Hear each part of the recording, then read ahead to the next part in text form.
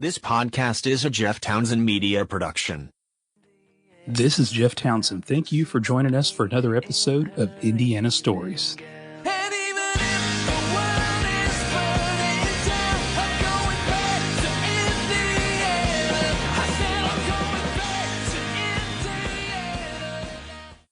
You are back for another episode of Indiana Stories.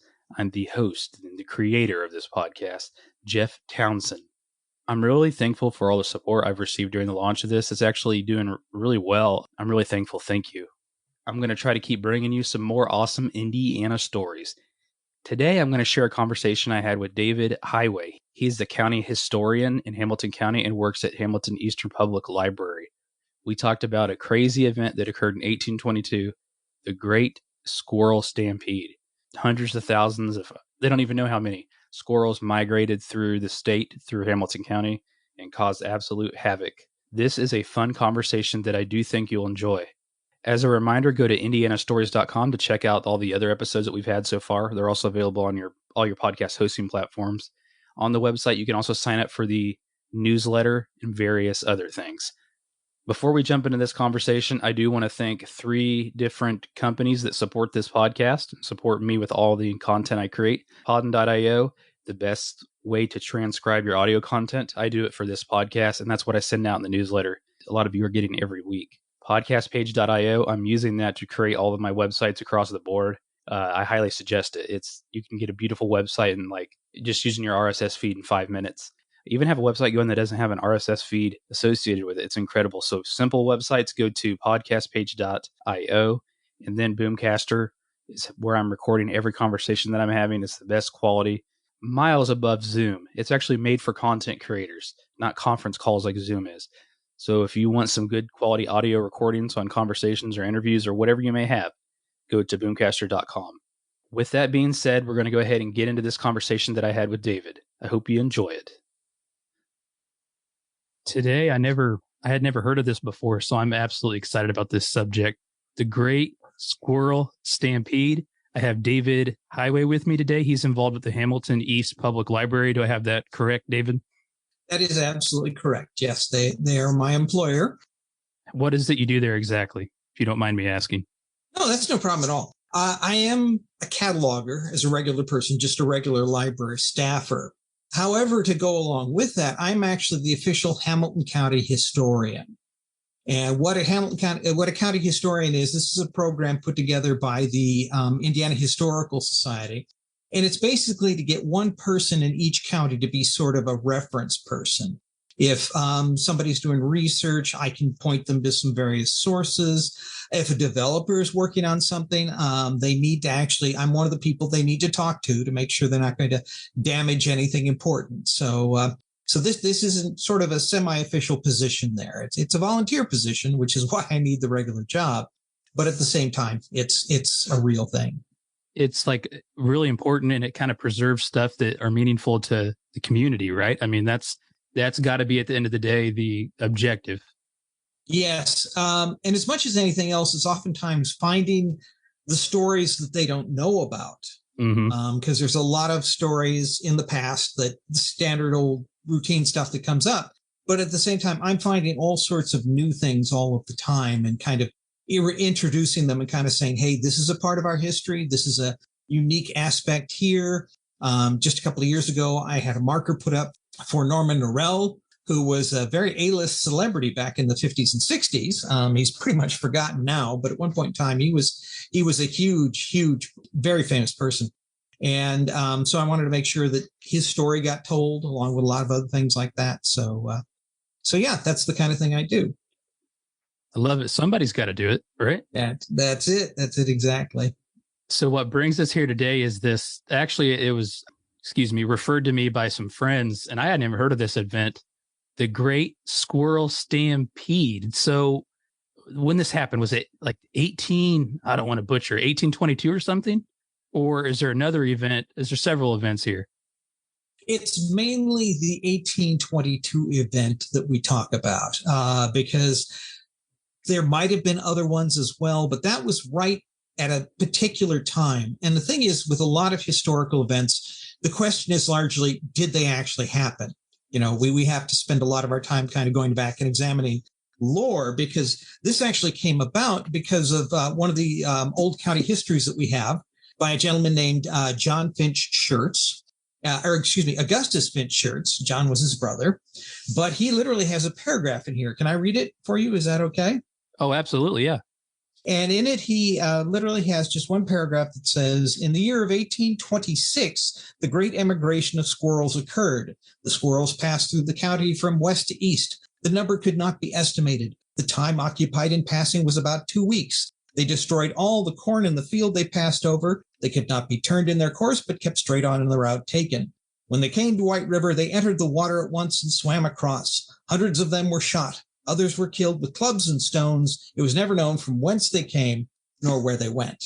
Crazy, yes. And the thing is, as the county historian, as I say, we find these stories, and our job is either to prove them or shoot them down.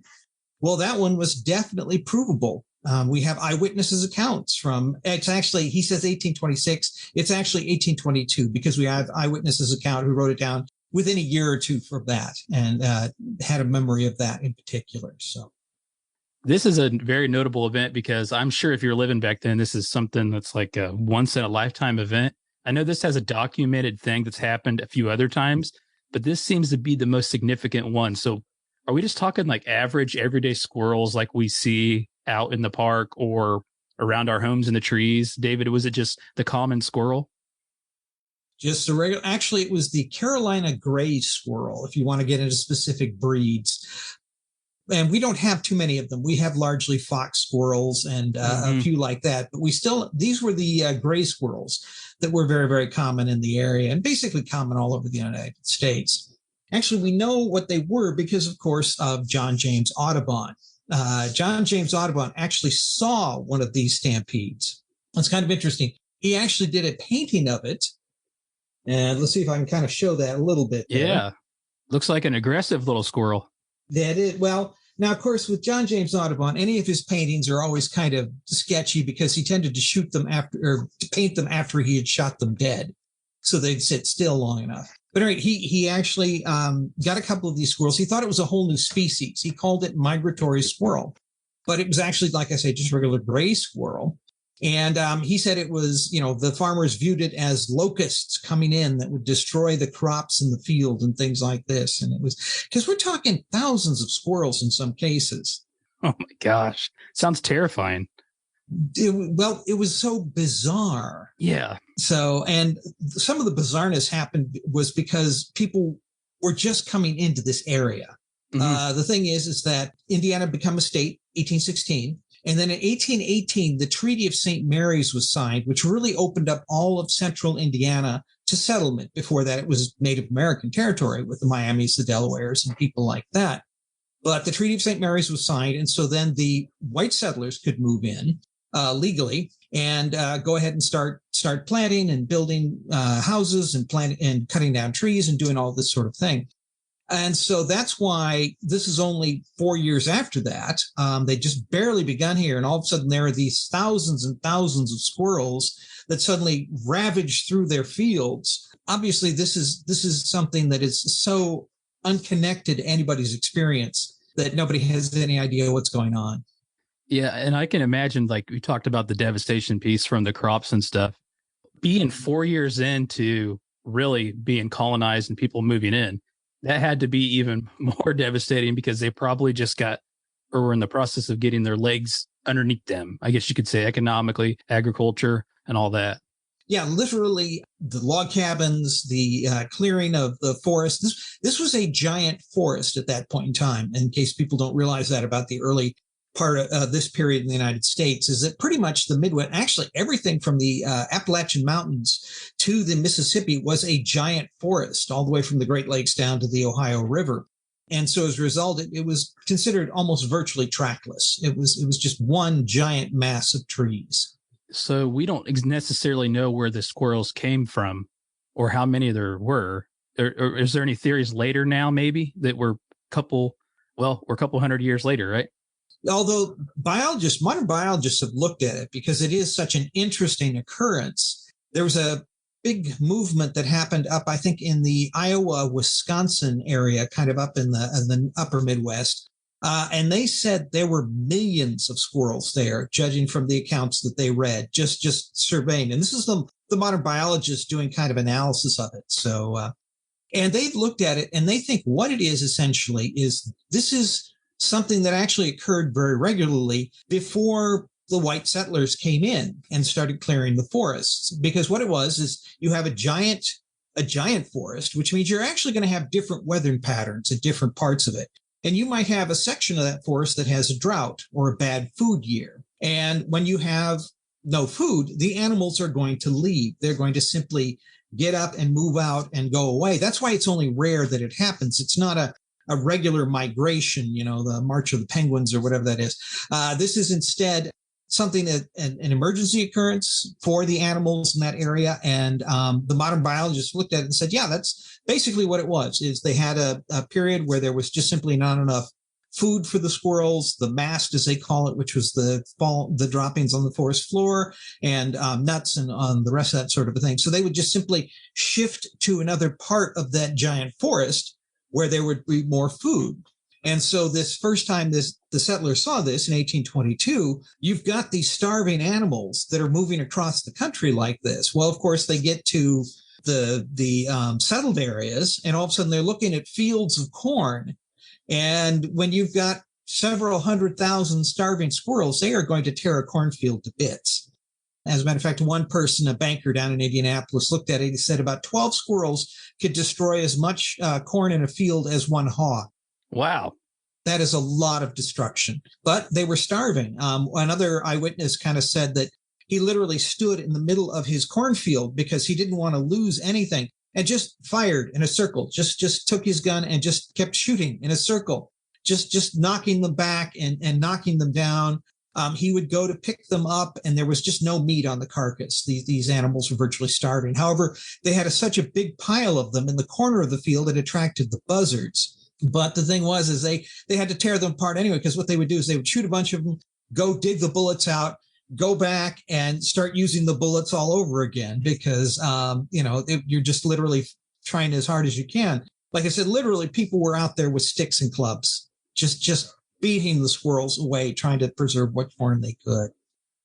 So the duration of this, did you say it was around 2 weeks of this chaos? That's a long time to be fighting off a million squirrels. Mm-hmm. That is exactly right. And of course, they had no idea whether it was going to end at all. I mean, it just the idea that this is continuously going on there. Very, very bizarre circumstances there. But they think there was another smaller one that might have happened in the 1840s. They think that there was a similar kind of an incident that happened in the 1840s. But actually, modern biologists have said since then, the environment has changed so much. The central part of Indiana has become so deforested that the squirrels simply just don't act the way they used to, and that we actually have much less squirrels than we had back in the 1820s. So, and we still have a lot of squirrels, I feel like, for sure. I don't think they're going on the endangered species list anytime soon. No, absolutely not. So what is it about where you're located that makes it, because I'm sure other areas were reporting this event, because it sounds like it had to be a perfect storm for this to occur. So what is it about this area that is significant to it? Is it the documentation that they did, or because it seems like you guys are the ones that are talking about it more than anybody else from a historical preservation standpoint? Well, now part of that is my fault because I wrote this up about 20 years ago, and I gave it the nickname of Great Squirrel Stampede. Needless to say, the promotional people love that because it's just so crazy sounding. At the time, they called it squirrel immigration, things like this. They had other terms for it, but I just thought, well, we'll just give it an interesting name. So that had an immediate appeal. But a large part of it was, as you mentioned, simply the fact that the people here wrote it down. The central part of the state was barely open. There were people in scattered areas all over central Indiana. But as I say, we'd only been here for about 4 years. Indianapolis had only been designated since 1820. Literally, it had only been around for 2 years. It was barely a city at all. So as a result, and of course, this was a year before Hamilton County even became an official county. Next year is actually going to be our bicentennial. So this was actually the year before Hamilton County was even formed. Yeah, so there was simply not many people here to catch that. And the ones that were obviously were kind of concentrated in this central Indiana area, and they're the ones that wrote it down. So that's why, among other things, we've just kind of said, yeah, I'm sure it happened in various other spots around the United States and around the state of Indiana, but we just happen to know a bit about it here, thanks to Mr. Shirts right there. We always hear about locusts, like you said earlier, or insects, but this, in fact, is completely different because it's squirrels. So I can only imagine how insane it was. Are there any other stories out there? Did anybody get injured from this chaos that we know of? Or because I'm honestly terrified by the thought of a million squirrels. Oh, dear. Sorry, I gave you nightmares there. Nobody was actually injured as far as I know. Now, a lot of people went hungry because, of course, a lot of their crops were destroyed. So they got a little desperate, I would imagine. That was probably a very hard winter for a lot of people. However, they were pioneers. They were here on the frontier, and they realized this was part of the game. So they bought what they could. Other stuff might have been brought in and just simply survived on what they were able to find. So, but yeah, that was kind of the main thing, was simply the destruction of all of the hard work that they did with their planting. Literally, when we're saying this, they destroyed complete fields, everything of the crops, which is significant because I doubt there was near as much as there is now. Like you drive through Indiana now, the joke is all the cornfields, right? So not having as much back then, I'm sure, was just devastating to food supply. And like you said earlier, not like they could just eat the squirrels either, because there was like nothing to the squirrels. They were all starved. Yeah, and it's interesting, of course, if you read about farming techniques back in those days, they weren't able to produce as much corn in a field as we can today. One of the problems is, of course, is that the fields had many, many stumps in them. So as a result, they were very, very broken up. They would burn them back and they would do what they could. Conner Prairie, many, many years ago, actually recreated one of these fields. And people were shocked to see it because literally every several feet, there was another tree stump. And you were trying to literally plant around them. And of course, there were roots and everything else like that. So you're not talking many corn plants there. You're talking very, very few. And it wouldn't take much for a large group of animals like this to destroy what was there. That helps paint the visual even better because you're out in a forest planting corn, basically. It's not like you see now where you just have miles of cornfields. They are in the environment that exists back then, forest. So that actually helped connect the dots for me on how you couldn't just have corn everywhere. You'd have to be strategic about it because you didn't necessarily have the best tools then to just go out and wipe away a whole wood section. So is there anything else, David, about this that's kind of interesting or fun, I guess you could say? Well, it is interesting to see how, among other things, it actually has kind of an environmental discussion because it has to do with deforestation. Because that's one of the things modern biologists have looked at. They said, essentially, we have deforested so fast that's why squirrels do a lot of stupid things. When you're driving down the road and they literally will stop in front of your car and you have to sit there for a moment and kind of say, okay, squirrel, get out of the way or I'm going to run you over. The squirrels, their brains are still 200 years old, thinking that they're in a giant forest. And so they're used to just jumping from tree to tree to tree. And so this big empty space in the middle of all of their trees is just very, very difficult for them to deal with.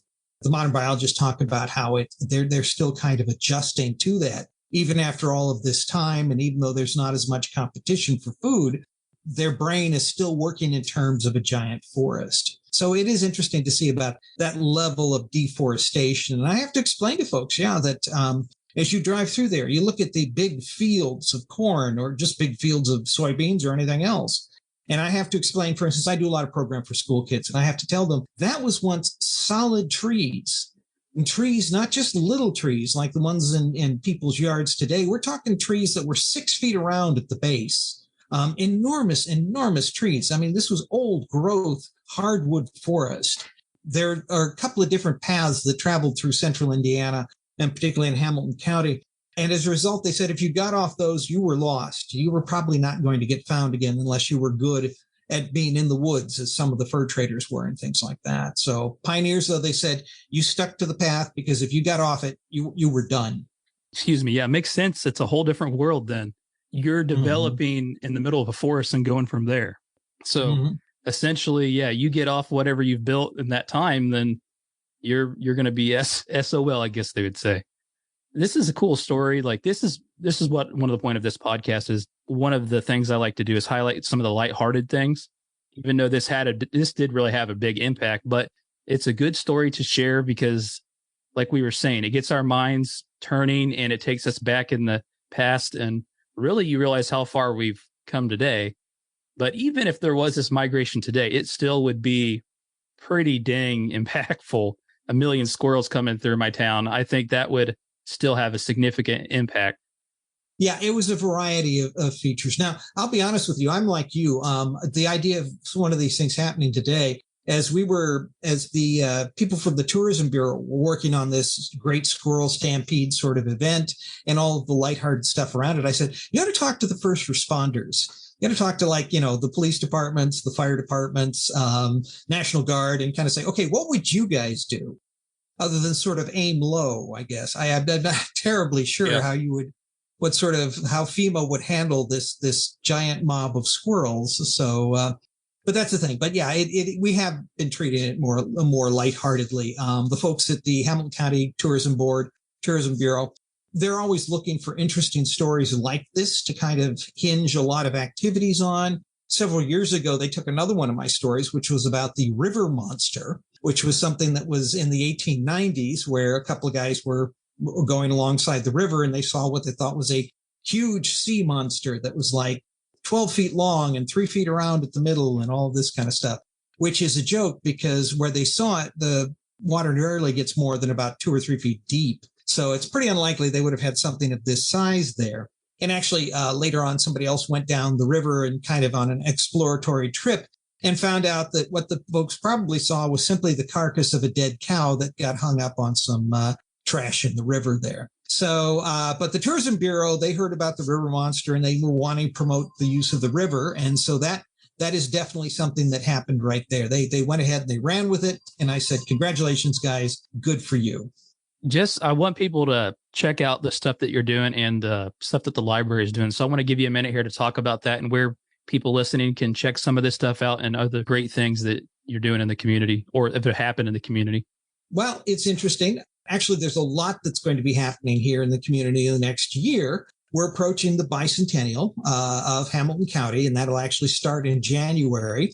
And it'll actually run all of 2023 because we will be allowing different communities to talk about their different part of things. We want to make sure that everybody gets included in this event. So that's what we have right there. And of course, the Hamilton East Public Library, where I work, is going to be involved in several things there.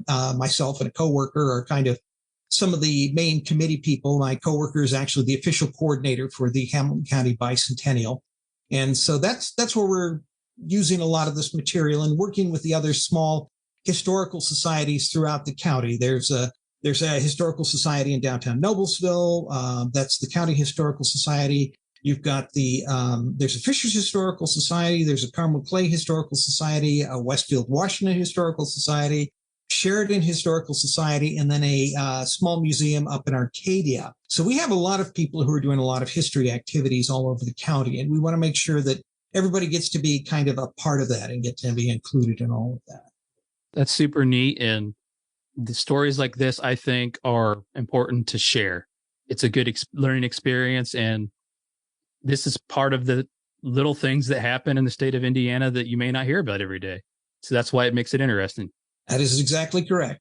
David, I really appreciate you taking the time to do this today. And this story I found very fascinating, and I think everybody would be thankful that you shared it with us. So thank you. Well, thank you for inviting me on, and I hope to talk to you more in the future. Absolutely. Thank you for listening to this episode of Indiana Stories. If you like what you heard, you can go to indianastories.com for more episodes and other stories related to Indiana. Also, if you're enjoying this podcast, there's several things you can follow: the podcast itself, the newsletter, and various other things. Thanks again for listening, and we will be back with another episode, and I hope you join us for another Indiana story.